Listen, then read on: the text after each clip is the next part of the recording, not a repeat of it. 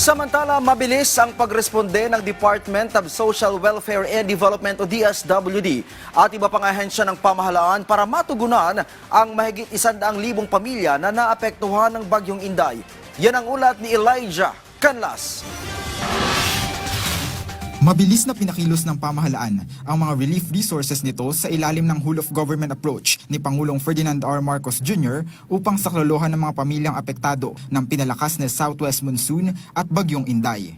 Sa kasalukuyan, naaapektuhan ng sama ng panahon ang higit 100,000 pamilya mula sa iba't ibang rehiyon ng bansa. Kasalukuyang tumutuloy sa mga bukas na evacuation centers ang hindi bababa sa 14,000 katao. Nagtala rin ang pamahalaan ng kabuoang 213 na nasirang bahay kung saan 15 rito ang tuluyang nawasak habang halos 200 naman ang bahagyang napinsala.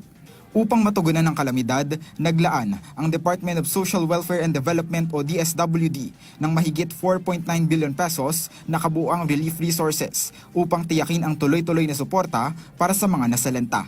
Agad ding nagkaloob ang ahensya ng pinalakas na humanitarian assistance na nagkakahalaga ng higit 16 million pesos para sa mga apektadong mamamayan. Bukod sa pamamahagi ng pagkain, nagtayo rin ng DSWD ng mga ligtas na espasyo kabilang ang 52 child-friendly spaces at 24 women-friendly spaces upang pangalagaan ang emosyonal at pisikal na kalagayan ng mga kabataan at kababaihan.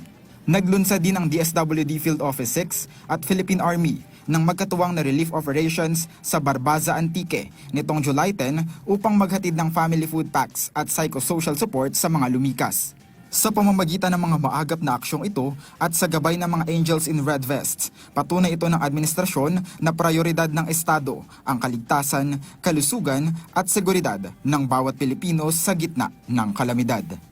Elijah Canlas para sa Bayan.